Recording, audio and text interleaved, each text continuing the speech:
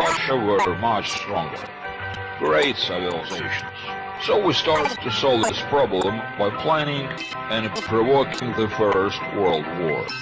While those idiots were killing each other, we were building up our country and our economy. And it doesn't really matter how many people were killed in that war. What is really important is that we are all right. And who cares about those 10 million deaths? After the World War I, we made Hitler's way into power in Germany. And then he started the World War II. And believe me, we made a lot of money out of this deal. We didn't interfere till the end of the war. We took our time and waited till all the young and strong would die, till most of their cities would be burned and destroyed. And then we appeared as the saviors of the European civilization, as the saviors of the world. It doesn't really matter that Hitler killed 50 million people. Shit happens, as you know. The main thing is that you're alright. Honestly, Hitler was our friend. My grandpa, Prescott Bush. Here, my grandpa. He was an anchor. He sponsored Hitler's right power, had always been destroying our culture. We did it to the Indians, we did it to the African nations, and we didn't really care. We had jazz, and we had blues, and they had war. Jazz and blues, and the war for the opposite sex smothered, isn't it? Grandpa once told me the story how he reached Pearl Harbor with his buddies. It was later when we managed to rewrite history. And now you're being taught in schools that the Japanese world started the war. But in fact just needed a reason, an excuse to get into war with Japan. Concerning 2,000 American soldiers who died in Pearl Harbor tragedy, yeah, they were our American soldiers. But what their lives are in comparison to billions of dollars profit that we had made, and far we secured in the world.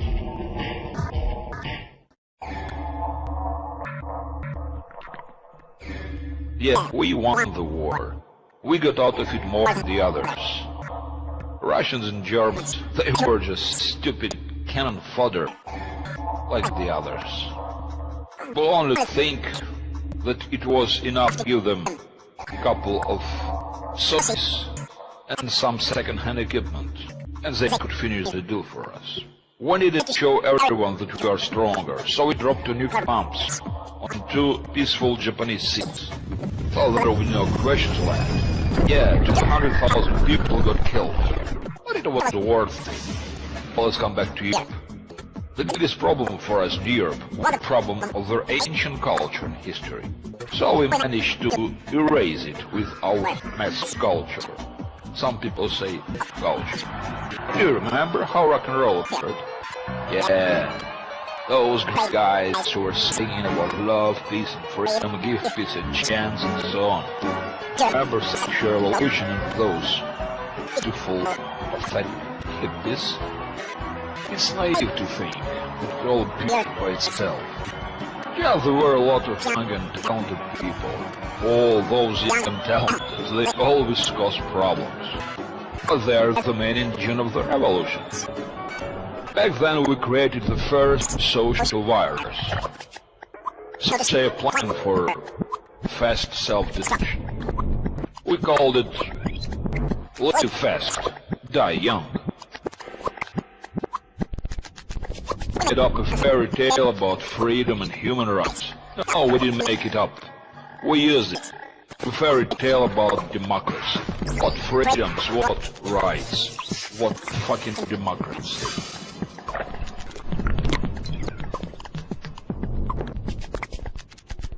They don't exist.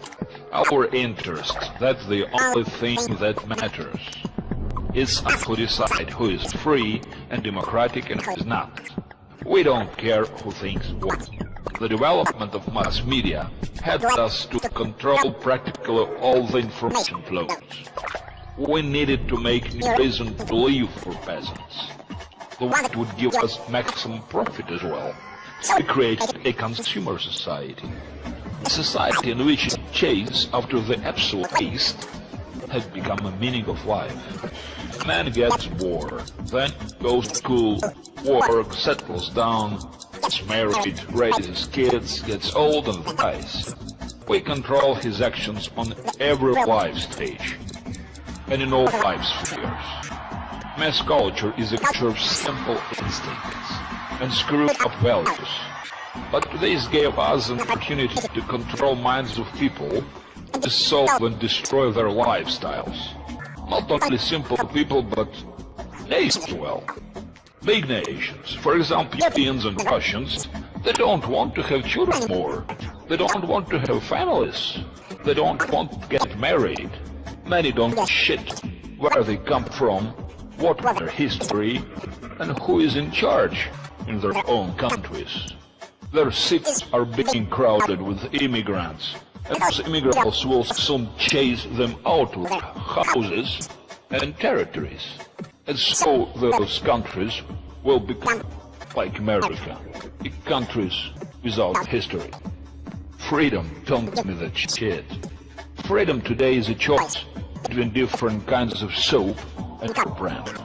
People earn money, they spend it all. That happens through our accounts, our bank accounts.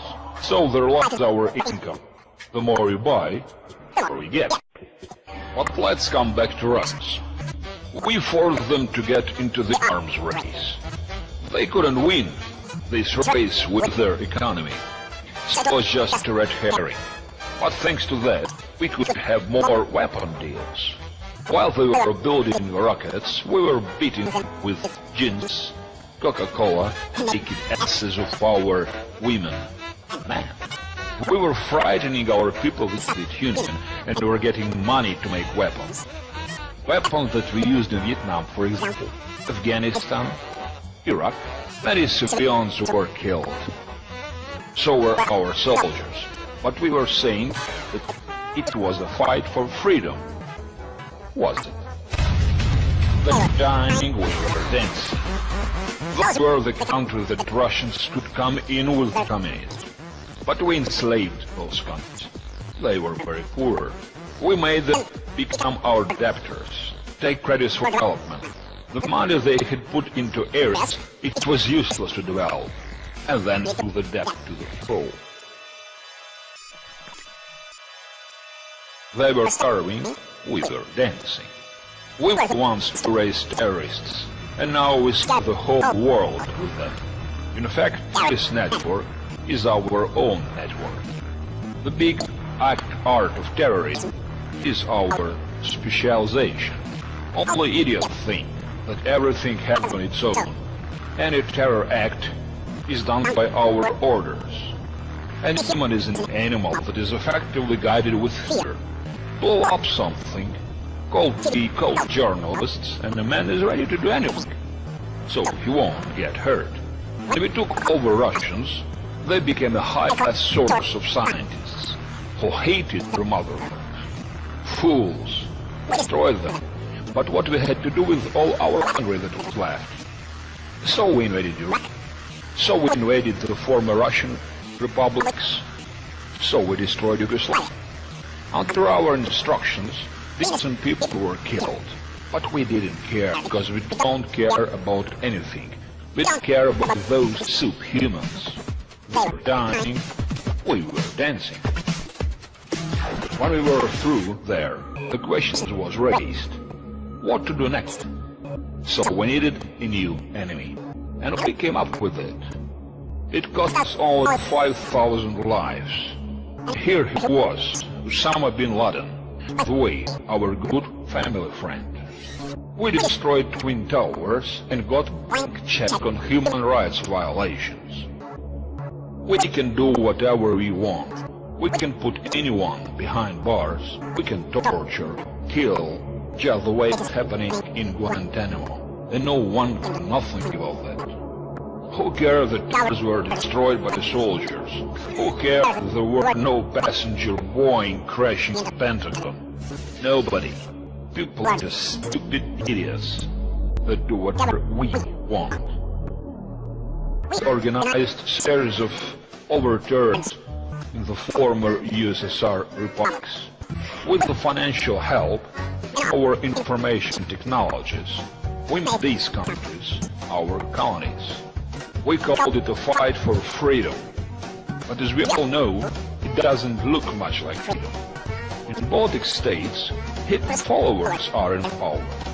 In Ukraine and Georgia, presidents do not give a damn to their people and follow our orders, killing opposition leaders and closing independent mass media. We need Georgia as a military base for Iran, and we need Ukraine to get closer to Russia. Their economy fully depends on us. In the countries we enslave, we destroy competitive businesses. Why not? Smart, isn't it? Democracy is juicy, everything else is just a play. Is big American show. As you understand, step by step we learn how to make our technologies even better. Today we are professionals. Now it's election time in the United States. Candidates are jumping around. All you can see is Obama or McCain or Obama. One of them got behind, so we needed to raise up his score a bit. For that we needed one little successful war. So we armed one crazy Georgian president, Saakashvili, and told him to attack South Ossetia. But he carried out genocide there, exaggerated a bit, shit happens, you know. On the 8th of August, Georgian soldiers, including some Americans on their side, killed more than 2,000 civilians and some Russian peacekeepers. All our TV channels were staying quiet and wait till Russia will retaliate. When that happened, Georgians' army ran away like rats. All our channels started broadcasting that it was Russia who attacked Georgia. All thought it was a pure lie. American show is death, grief for millions of innocent people.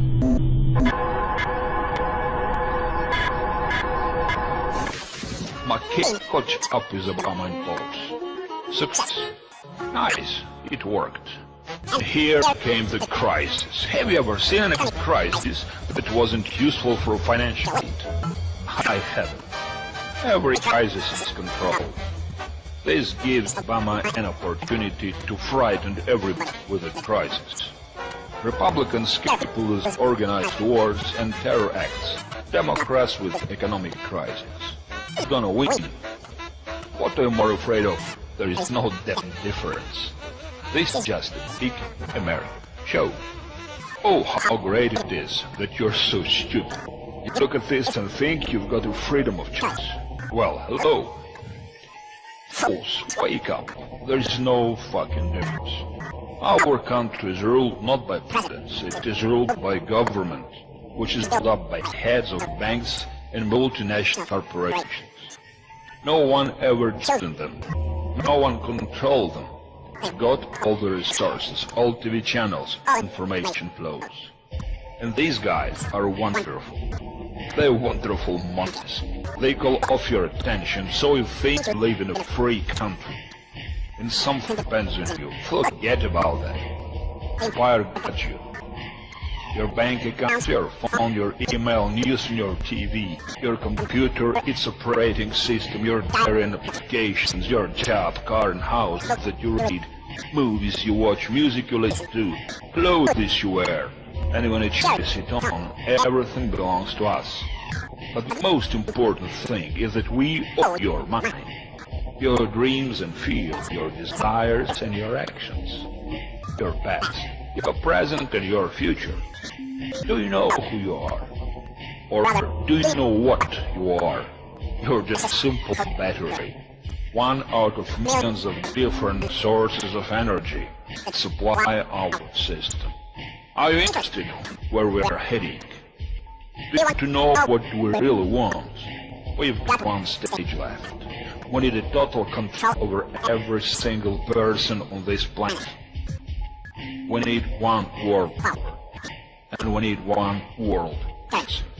Very soon, every single person in this world will have a microchip, a passport in the wallet, all at once. It's said in the Bible. He called us all small, great, rich and poor, free and bond, to receive a mark in their right hand, or in the forehead, and that no man might buy or sell, save he that had the mark, or the name of the beast, or the number of his name.